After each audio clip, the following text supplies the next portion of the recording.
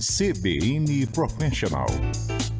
Uma parceria com o jornal Valor Econômico.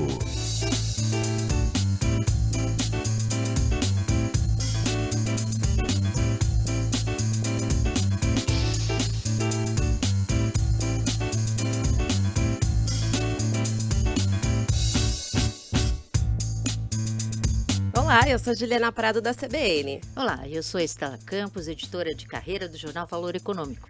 E começa agora mais um episódio da 10ª temporada do CBN Professional, que é uma parceria da CBN com o jornal Valor Econômico. Bom, aqui você encontra dicas sobre carreira, gestão e negócios que podem inspirar você. Lembro que você pode nos ouvir e também nos ver. Inclusive, estamos com um cenário novo, então aproveite para ver o vídeo deste episódio nas nossas plataformas digitais. Então, ajeite seus fones de ouvido. Também você pode aumentar o som do seu tablet, da sua TV, do seu computador, porque a partir de agora nós vamos aprender muito por aqui sobre os novos desafios da liderança. A nossa convidada de hoje teve várias oportunidades internacionais ao longo de mais de 15 anos, atuando em uma farmacêutica global que tem quase 54 mil funcionários. Ela assumiu posições de liderança na Alemanha, na Suécia e no Canadá, onde foi CEO da operação local. Pois é, Juliana, e em 2023 ela voltou para o Brasil para comandar ali 1.600 funcionários como CEO e Head de Saúde Humana, com a missão de intensificar a atuação da empresa em áreas como doenças cardiorrenais metabólicas e pulmonares. E promover também uma transformação cultural para tornar a empresa mais inovadora e ágil.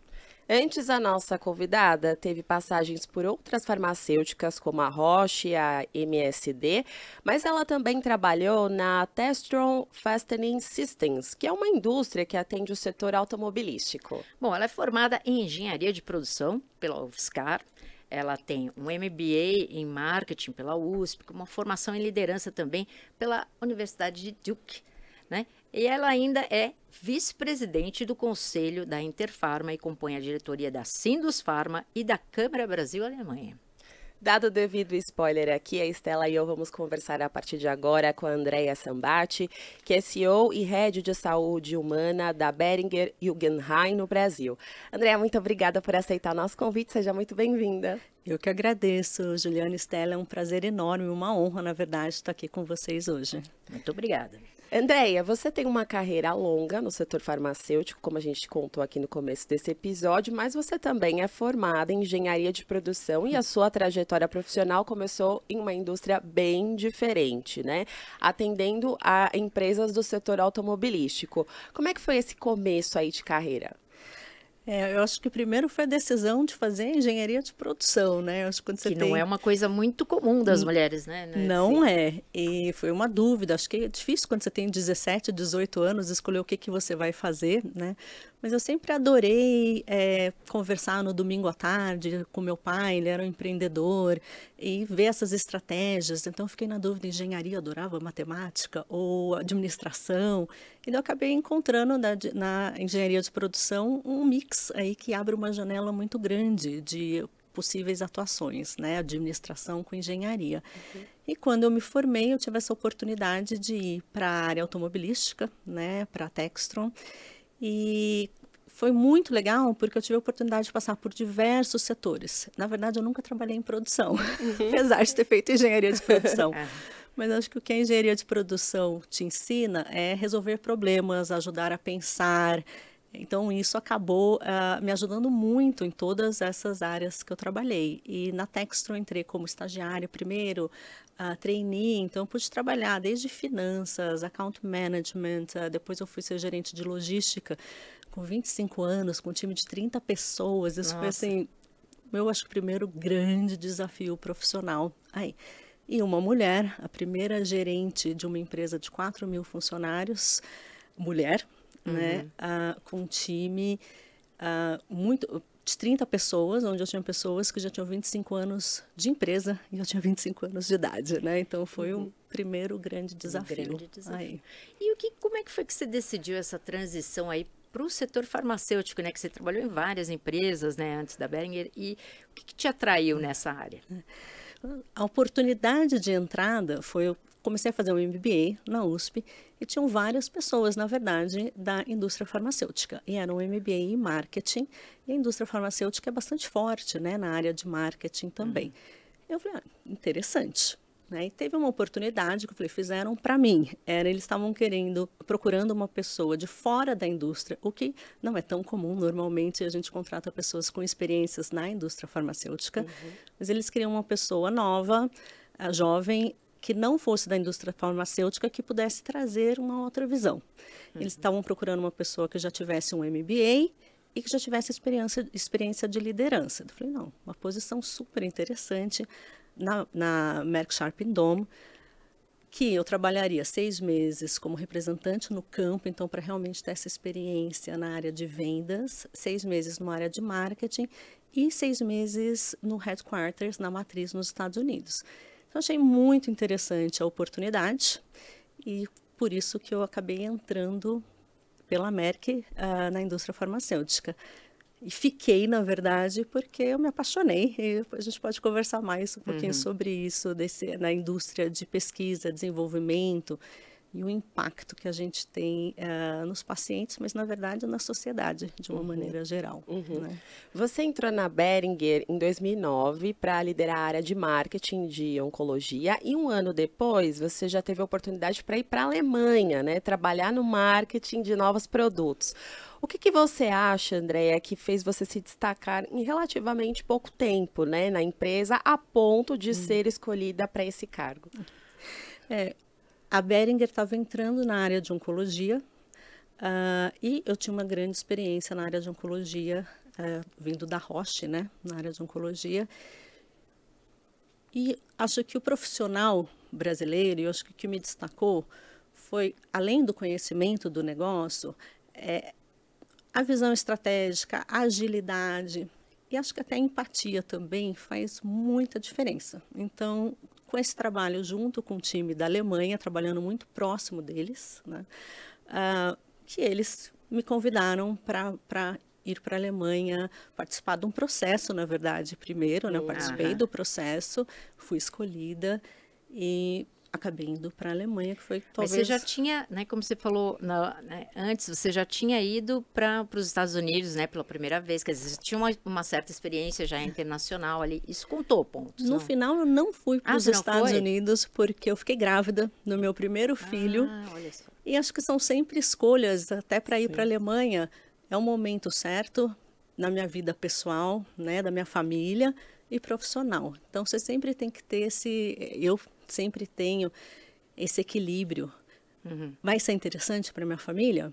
É um momento certo e é uma oportunidade profissional. E eu acho que quando me convidaram para a Alemanha, essa foi a principal pergunta, né? Eu já tinha 2 filhos, já era casada com meu marido, então tinha que fazer sentido para toda a família também, né? Além da Eram filhos pequenos? Eles tinham 5 e 9 anos naquela época, então uma idade ainda tranquila, eu diria, nunca é tranquilo, né? Porque é sempre um desafio. Mas assim, onde a família pequena, né? Nossa família ainda era a coisa mais importante para eles, porque depois na adolescência viram os amigos, né? Antes de voltarem novamente para a família. Mas foi uma idade muito boa para a gente ter essa experiência internacional. Mas você falava alemão?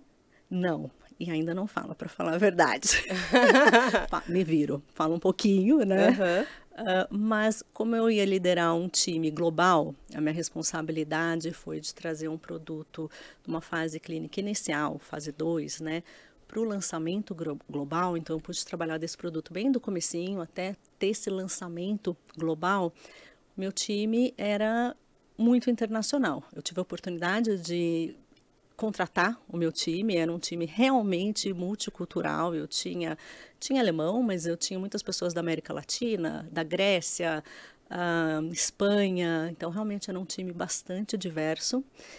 E eu tinha o contato, era com os Estados Unidos, com o Japão, com a China, com os países emergentes, países europeus, então realmente o importante era o inglês. Mas essa experiência, né, que você está contando para a gente, né, de ter pessoas de lugares diferentes, é uma experiência cultural muito rica, né? Que você... Conta pra gente um pouco, né? Você, eu estou vendo aqui que você ficou 12 anos, né, fora do Brasil. Conta como é que se desenrolaram essas oportunidades e o que você trouxe dessas culturas diferentes.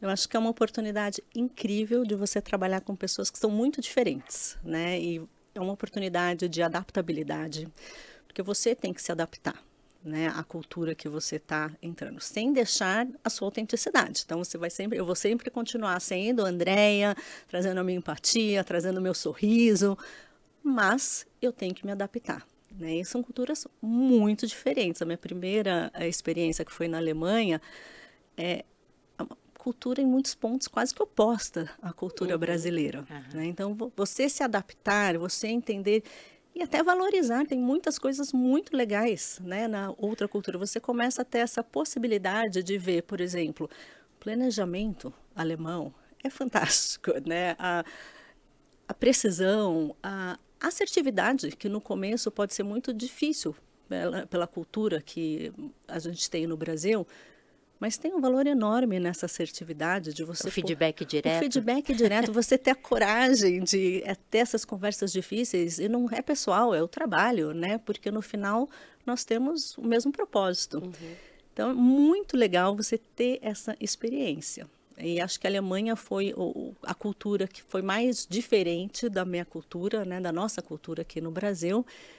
E da Alemanha eu pude ir para a Suécia, que eu diria que é uma cultura intermediária entre a cultura brasileira e a cultura alemã. E a Behringer oferece um treinamento cultural, que eu acho que foi muito importante quando eu fui para esses países, para você entender como trabalhar, por que as pessoas pensam assim, qual a cultura do país. Porque para você realmente trazer o melhor do seu time, você tem que entender o que está por trás, como trabalhar com cada pessoa, né? Então, eu fiz esse teste e no começo, há 15 anos atrás, 14, quando eu saí daqui, né, para ir para a Alemanha, eu era muito parecida com a cultura brasileira em vários aspectos. Quando eu saí da Alemanha 6 anos depois, eu fui para a Suécia, eu já estava em muitos pontos no meio ali. Vocês faziam um assessment para saber? Faziam um assessment, por exemplo, como que você lida com hierarquia, como você lida com mudanças, né? Você é adaptável.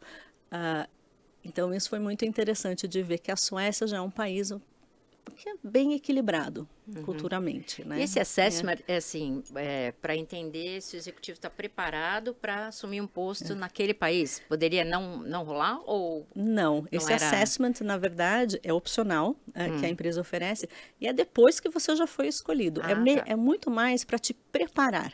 Para ver quais são as suas fortalezas. Exatamente. Então, se eu entendo que eu lido muito bem com mudanças. Eu acho que o brasileiro já nasce aprendendo a lidar com incertezas, né?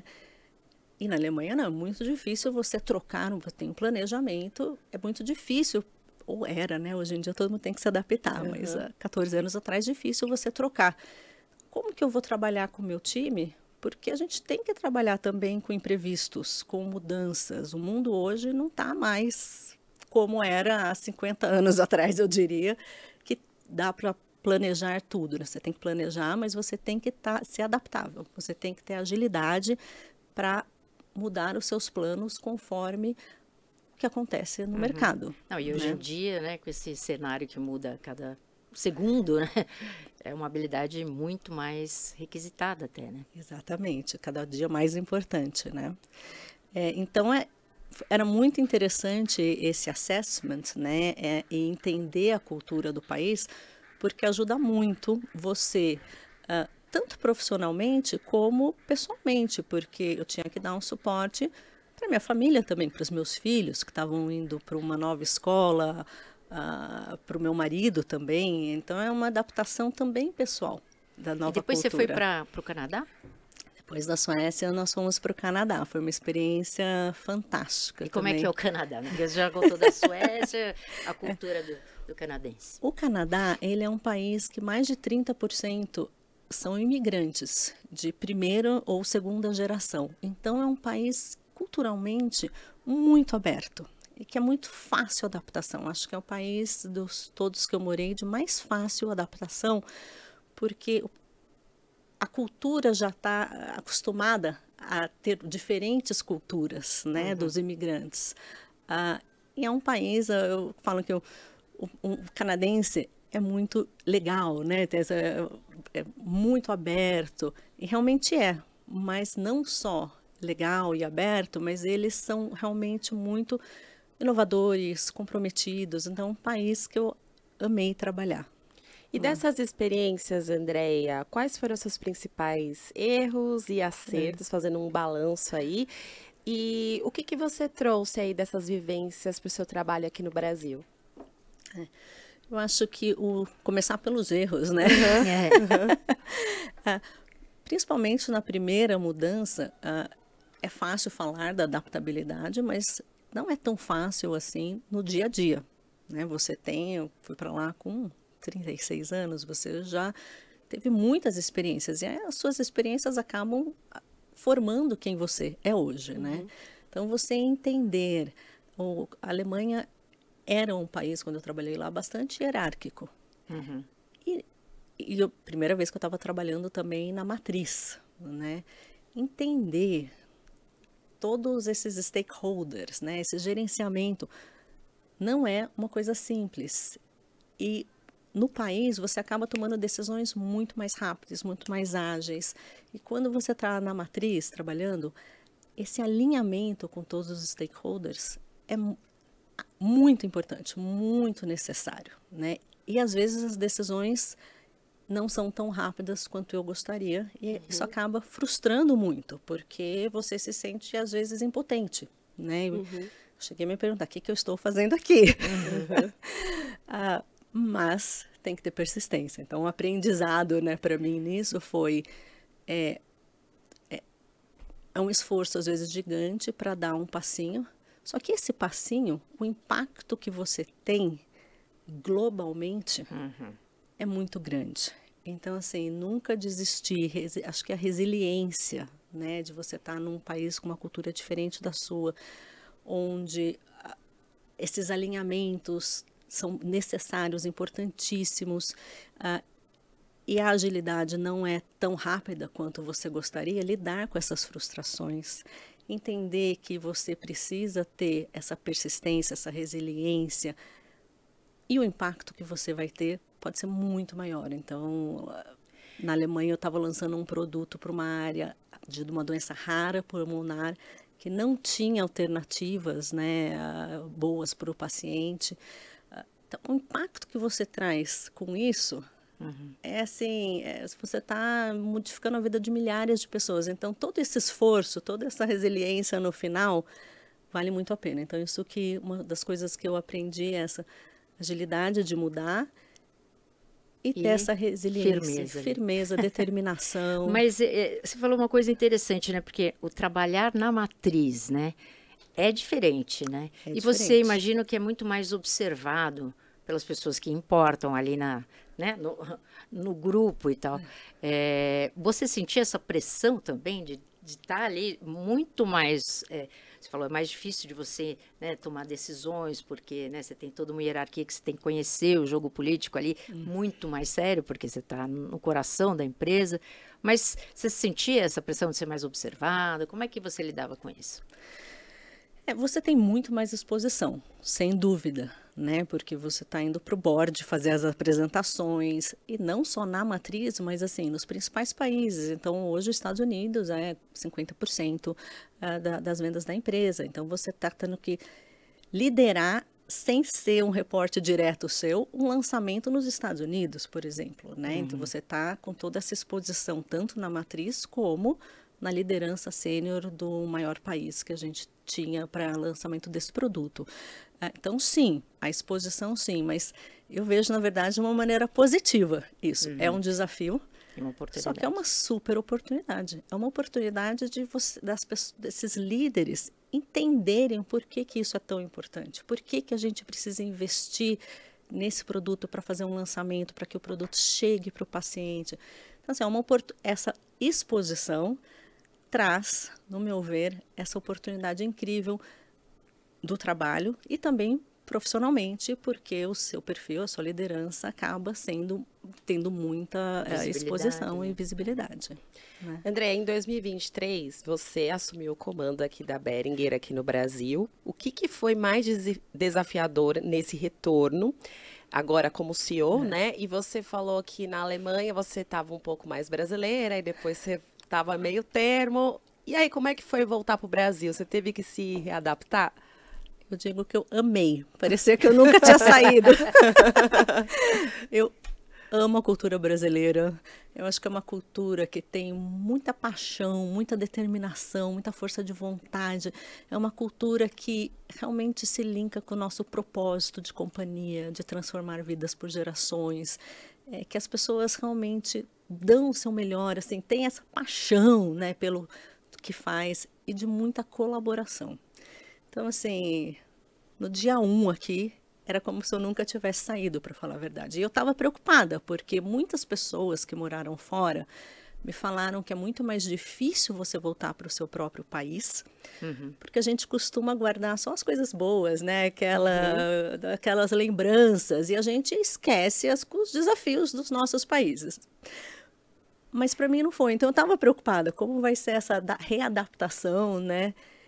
E eu amei o trabalho, né, a cultura, tá mais próximo de novo da minha família. Eu sou muito próxima, né, da minha mãe, dos meus irmãos. Então, ter essa possibilidade de estar próximo de novo da minha família, dos meus amigos, foi uma oportunidade única, né? E assim, é lógico que o Brasil, essa parte que eu esqueci de desafios, né? Só que eu gosto de desafios, como eu tinha falado antes. Tem muita incerteza, tem muita mudança. É um país emergente, não é um país... Eu lembro na Suécia, todo mundo estava desesperado quando eu cheguei lá como GM da Suécia, porque o governo estava discutindo uma possível mudança que ia acontecer de 3 a 5 anos. Meu Deus, né? Eu cheguei assim, meu Deus, esse é o sonho, né? O sonho. E aqui a gente sabe que essa não é a nossa realidade. A gente tem que ter esse jogo de cintura, essa adaptabilidade. Mas eu gosto disso, eu gosto desses desafios, né? E eu acho que o time, quando você tem um time que colabora com paixão, com propósito, esses desafios se tornam mais leves. Né? Agora, uma coisa da indústria farmacêutica, né? Em relação à atratividade para os jovens, eu sei que né, como é que vocês lidam com isso? Porque a gente sabe que é uma geração muito mais questionadora, né, que traz ali, vamos ver, eu não vou trabalhar com isso, eu vou trabalhar por propósito, mas eu não faço isso, eu não quero aquilo. Como é que vocês lidam com isso, né? Eu acho que os jovens eles estão ainda mais procurando uma empresa que seja linkada ao propósito deles, né, ao propósito pessoal. E eu acho que a gente tem uma vantagem muito grande na indústria farmacêutica de pesquisa e desenvolvimento, desse propósito de realmente fazer a diferença na vida das pessoas, de trazer produtos em áreas que não tinham tratamento. Então, assim, os jovens, eles também se linkam, e não estou falando que é só os jovens, acho que todo mundo se liga a um propósito, né? Mas eles realmente, se eles gostam desse propósito, eles vão ter vontade de dar o seu melhor, de continuar trabalhando. E a gente sabe que hoje o jovem, depois de 2 anos, já tem uma expectativa de mudar, é muito mais, né? As coisas têm que acontecer assim. Mas, assim, quando a gente coloca o propósito e a colaboração, é muito importante. E flexibilidade. Eu estava conversando com a Estela um pouquinho antes sobre a flexibilidade. Na Behringer, a gente acredita muito nesse equilíbrio entre vida pessoal e o seu trabalho. A gente trabalha no mínimo 2 dias presenciais, porque a gente acredita na colaboração, mas a gente quer dar essa liberdade das pessoas se planejarem. Como que eu vou render mais o meu trabalho hoje? Vai ser trabalhando de casa, porque eu tenho que prestar muita atenção, vou terminar um documento, eu tenho que responder meus e-mails, ou eu vou ter uma reunião onde realmente, presencialmente, nós vamos desempenhar muito mais, a gente vai conseguir trazer mais inovação, porque a gente está colaborando juntos. Então, a gente dá muito essa liberdade, o que ajuda a gente a atrair talentos e reter também os talentos de todas as gerações. Mas, nessa geração mais nova, isso eu acho que é ainda mais importante para eles. Você falou de inovação, né? A gente tem aqui que em 2022 você criou um comitê de inovação, né? Um comitê de jornada de inovação, que combina conexão com startups, fintechs. Sim. Conta um pouquinho sobre o que vocês estavam buscando, né, quando vocês criaram isso aí. A indústria farmacêutica de pesquisa e desenvolvimento, ela já tem essa inovação no seu DNA, porque a gente tem que ir atrás de produtos. Mas a inovação que a gente acredita não são só esses grandes passos de inovação, que sem dúvida é uma inovação de trazer um produto novo, né? Mas a gente acredita na inovação do dia a dia. Como que eu posso fazer para melhorar o meu trabalho ou para encurtar esse prazo do produto até o paciente ter acesso? Então, pensando nisso, na inovação do dia a dia, na inovação aqui do nosso trabalho no Brasil, como que a gente pode criar esse ambiente onde todo mundo, todo colaborador, os 1.600, podem trazer inovações, pequenas ou grandes. Então, a gente criou esse comitê e é um workshop, brainstorming, onde a gente saiu com mais de 130 ideias. Obviamente, a gente não consegue implementar 130 ideias, a gente tem que priorizar. Mas é aberto, qualquer um pode... Qualquer um podia se inscrever e participar. Era presencialmente, então a pessoa tinha que ir. Acho que fazer um pitch ali da sua ideia. Da sua ideia. E no final a gente teve que ter um funil, a gente acabou escolhendo 4 ideias em 2023 para implementar, e desde então a gente faz a mesma coisa todos os anos, esse um dia de workshop, onde todo mundo pode trazer a sua ideia. E para essas ideias que a gente escolhe no final, a gente trabalha com startups, com outras empresas. Quem pode resolver esse nosso desafio? Entendeu? Por exemplo, né, a gente está falando de diagnóstico um pouquinho antes. Muitas vezes o paciente pode ficar perdido no sistema até ele pensar em procurar um médico. Algumas doenças são mais silenciosas. Até ele ser diagnosticado, nem sempre os sintomas é muito claro da doença. Pode demorar 2 anos, 3 anos. E daí até ele ter acesso ao tratamento. Então, ele pode demorar muitos anos. E com isso, a doença já foi deteriorando. E quanto antes ele ser diagnosticado, quanto antes o paciente for tratado, melhor vai ser para o paciente.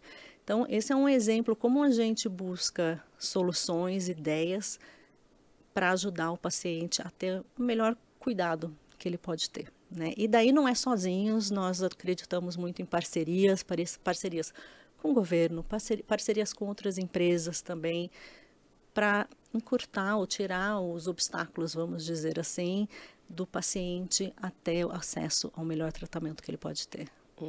Andréa, você falou aí sobre o contato com as startups, né? O que isso tem, esse contato traz aí para a empresa, os aprendizados, e em que tipo de iniciativas vocês vêm apostando e como é que vocês transformam isso em aprendizados para a equipe mesmo?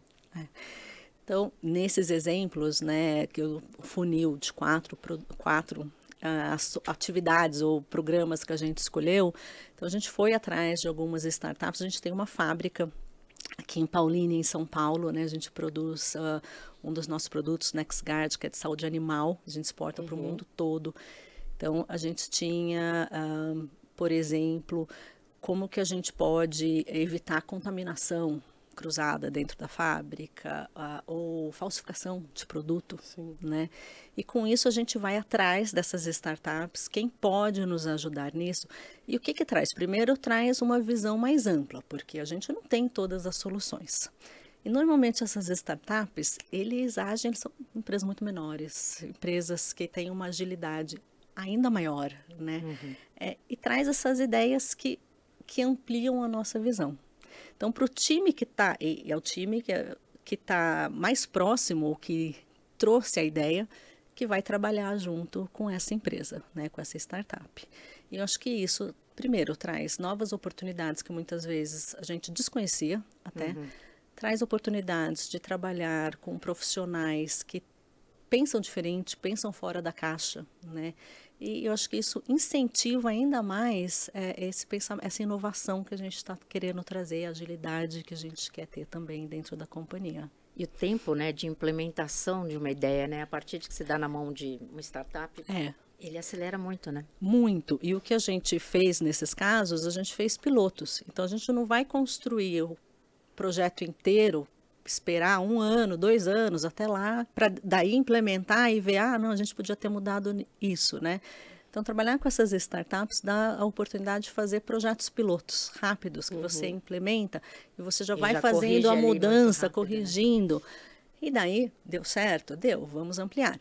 Então, das 4 iniciativas, 2 a gente fez o piloto e vai implementar para a companhia inteira.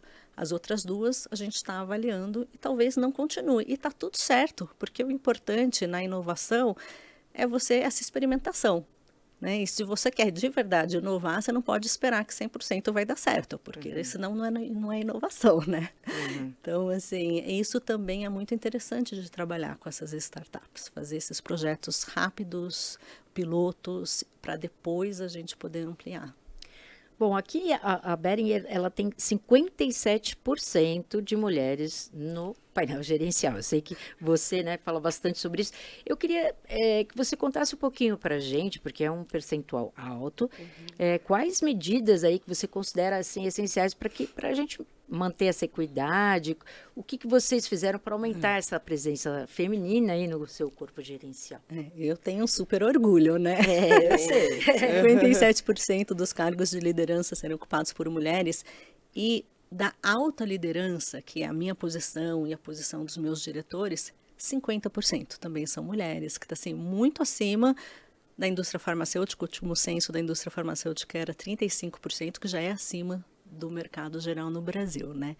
Eu acho que o que nos ajuda a ter essas posições e essa liderança feminina é um ambiente que a gente cria de respeito, de todo mundo vai trazer o seu melhor, entendeu? De diversidade, a gente quer também trazer essas diferentes ideias e que as pessoas veem que todo mundo tem oportunidade, né? Então, eu acho que é esse ambiente que a gente vem trabalhando há muitos anos já, né? Que a gente consegue trazer e de equilíbrio também, o que a gente estava falando antes, de equilíbrio entre a sua vida pessoal, sua vida profissional, a flexibilidade. Vocês fazem ações afirmativas para aumentar o número de mulheres? Nunca fizemos ações afirmativas para mulheres e a pessoa mais competente que vai ganhar a posição. Né? A gente abre uma posição. Agora, o que a gente pede? Quando a gente está trabalhando com headhunters, a gente quer perfis diversos. Né? A gente quer ter um leque para realmente poder escolher quem que é a pessoa mais competente para aquela posição. Né? Mas eu acho que criar esse ambiente onde as pessoas podem ser autênticas, podem trazer sua vulnerabilidade, pode trazer a sua liderança do jeito que é, né?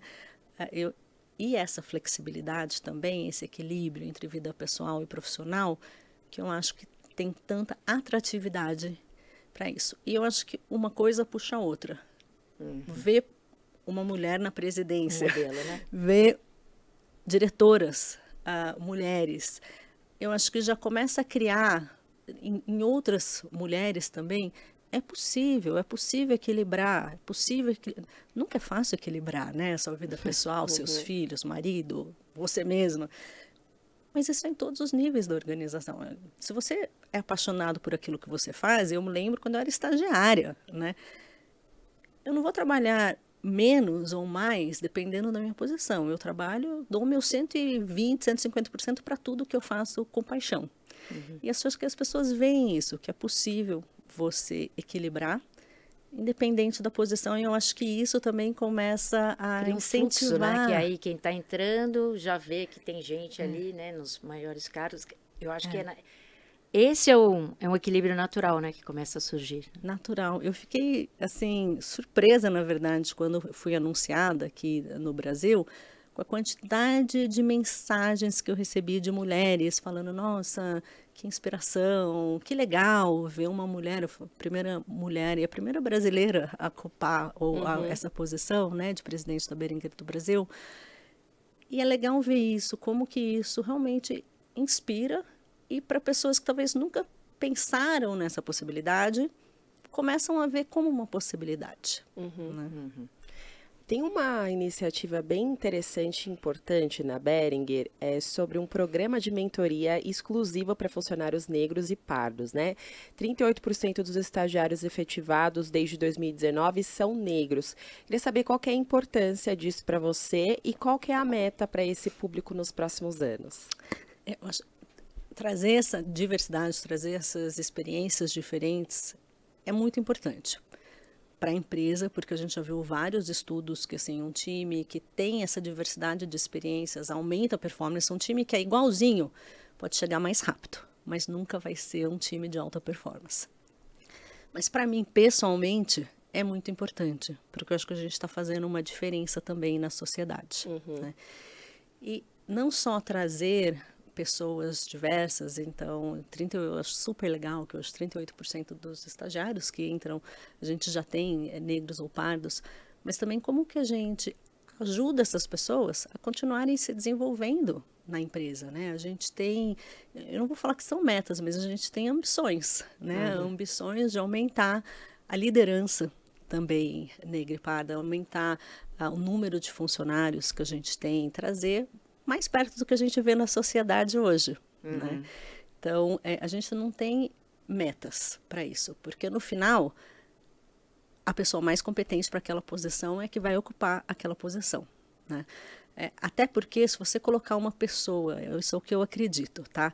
Que não tenha a capacidade necessária para liderar, por exemplo, para assumir aquela posição, você não está fazendo bem nem para a empresa, mas nem para o próprio funcionário, porque nem para outros, né? Nem para outros, né? Então você tem que trazer a pessoa certa. E o que a gente faz é ajudar essas pessoas a se desenvolverem. Então, concurso de inglês, por exemplo, ou concursos de liderança, dando a oportunidade de pessoas que talvez não estivessem prontas, estarem prontas para quando abrir uma vaga, elas poderem se candidatar. E delas vão concorrer de igual para igual com todas as pessoas que se candidataram.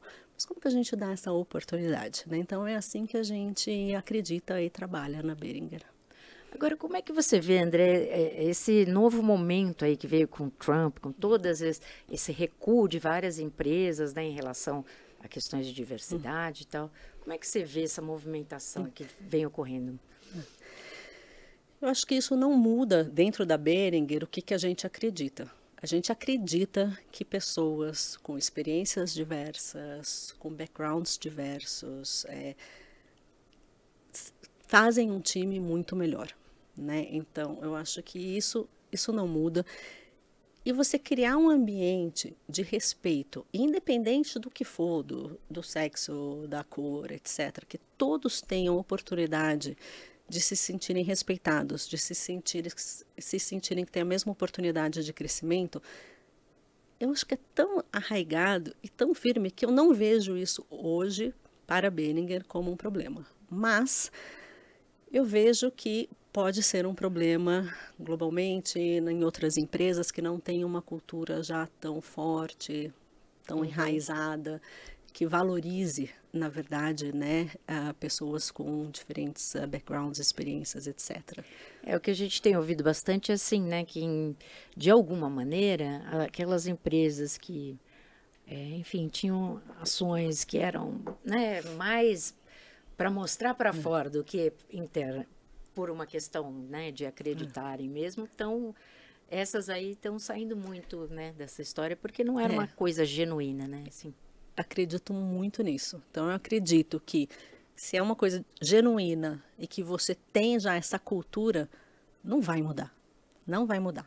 Agora, se é para fazer marketing externamente, colocar nas suas redes sociais, daí eu acho que não sustenta, não é sustentável. Né?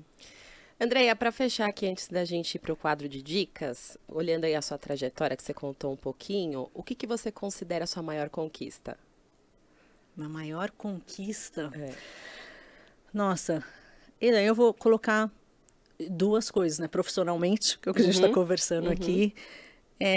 Para mim, voltar para o Brasil como presidente da Boehringer do Brasil, foi muito significativo, né? É o meu país. Poder trazer saúde para milhares de pacientes no meu país é uma conquista que para mim é muito significativa, né? Depois de 12 anos morando fora. Eu acho que pessoalmente minha maior conquista, sem dúvida, são meus 2 filhos, que é assim, minha maior riqueza e que eu tenho mais orgulho. Bom, o papo tá ótimo. Mas quando o papo é ótimo, passa rápido. Passa super rápido. E a gente vai encaminhando aqui para o final. Nós vamos no nosso quadro de dicas. Andréia, você falou muito aqui durante a conversa sobre equilibrar o profissional com o pessoal, né? O que você faz para cuidar do seu bem-estar físico e mental e como essas atividades te ajudam a manter o foco aí, o bem-estar na sua vida, no seu dia a dia, como profissional também? Tem 2 coisas que eu adoro, que me reenergizam e me desconectam, porque o dia a dia pode ser bastante estressante, né? Uma é trilhas. Adoro fazer trilhas com meu marido, nossa cachorra, nossos filhos. Essa conexão com a natureza me energiza realmente, né? E a outra coisa é dançar. Adoro dançar. Tá vendo? Sempre tem uma surpresa aqui. Sempre tem. Amo, voltei a fazer dança de salão com meu marido. Que legal. E para mim, assim, uma coisa que, se eu tô lá 1h30 de aula, nossa, você sai, é melhor do que terapia, você sai assim, leve, né? É uma atividade muito gostosa. Há quanto tempo você dança? Eu não danço assim, né? Não sou uma bailarina, apesar de eu ter feito balé. Não, você dança de salão, é um negócio muito assim, tem que ser profissional, desculpa. Eu voltei a fazer dança de salão faz uns 6 meses. Eu já tinha feito qual é o antes estilo que você gosta mais? Eu amo forró. É difícil ver Amo forró. E assim, eu tenho a sorte de ter um marido que também ama dançar. Então, pra gente é uma atividade muito boa. E você tem algum livro que você leu recentemente, gostaria de indicar aqui pra gente? Um livro para mim que foi muito importante foi A Coragem de Liderar, né, da Brené Brown. Fala muito sobre vulnerabilidade, que a gente falou, Estela, 1 ano e meio atrás, né? Que não é uma fraqueza, você tem que ter coragem, né? Para isso, a coragem das conversas difíceis, você ter um time que colabora com o propósito, de confiança. Então, para mim, foi um livro que foi muito importante. E um outro que eu diria é Líderes se Servem por Último. Né, do Simon, que para mim também traz essa diferença de liderança no tempo. Antigamente, aquele top-down, controle, né? E hoje o líder tá para servir, tá para formar a sua equipe, tá para dar segurança para a equipe, para que a equipe possa colaborar. Então, para mim, são 2 linhas que eu me identifico muito. É o Simon Sinek aí, né? Isso, Simon Sinek. Isso mesmo. Você gosta de série, filme? Tem alguma coisa para indicar? Eu gosto dos 2, mas série é mais para distração. Então eu diria que é mais assim, adoro comédia romântica, alguma coisa que te prenda, para realmente dar aquela relaxada no fim do dia. Mas filmes, se eu fosse pensar filmes que me marcaram, assim, né? A Vida é Bela, não sei se você já... Muito antigo, muito tempo, mas assim, a mensagem para mim, me emocionei demais no filme, mas a mensagem de você ver o lado positivo, mesmo nos momentos mais desafiadores, como que isso pode transformar, né, as coisas, é uma coisa que eu acredito para o meu dia a dia. Você vê o copo sempre meio cheio, você ter essa visão otimista da vida. Gosto muito desse Bom, filme. e para terminar mesmo, eu queria saber qual é a sua dica, um conselho que você daria aí para quem está começando a carreira, começando a liderar também. Primeiro, acredite em você, porque acreditar é poder, né? Eu acho que aí mais para as líderes mulheres também, tem aquela síndrome da impostora, né? Acredite e se abra para os desafios, porque quando uma porta abrir e vier um desafio, mesmo se você não estiver 100% preparado, se jogue e corra atrás, né? 100% de suor, mas assim, acredite e se jogue nos desafios. E a outra coisa que eu não valorizava tanto antigamente, quando eu comecei a trabalhar, eu fazia mais empiricamente ou por intuição, é o networking. Mas é muito importante essa conexão mais estratégica, com quem você vai se conectar, como você vai se conectar. É importante para o seu trabalho e também para a sua pessoa profissionalmente, né? Aí. Bom, Andréia, gostaria muito de agradecer aqui a sua presença. Obrigada por ter compartilhado aprendizados. Espero que você volte mais vezes. E eu que agradeço, Juliana. Obrigada, Estela. Andréia. Foi ótimo. Muito obrigada. A gente conversou com a Andréia Sambati, que é CEO e Head de Saúde Humana da Boehringer Ingelheim no Brasil. E Estela, eu te encontro no próximo episódio, combinado? Isso aí, combinado. Agora eu vou indo em mais um episódio aí do CBN Professional, dessa nova temporada, que é uma parceria da CBN com o Jornal Valor Econômico. Se você gostou desse episódio, mande a sua mensagem para o e-mail cbnprofessional@cbn.com.br. Se você quiser saber mais sobre o assunto que a gente abordou aqui hoje, entra lá no site do Valor Econômico. Os trabalhos técnicos desse episódio são da Débora Gonçalves, a sonorização é do Cláudio Antônio, o roteiro, a produção deste episódio foram feitos pela Estela Campos, Bárbara Nori, por mim, Juliana Prado. E eu encontro você na semana que vem. Beijos para você e até o próximo episódio. CBN Professional. Uma parceria com o jornal Valor Econômico.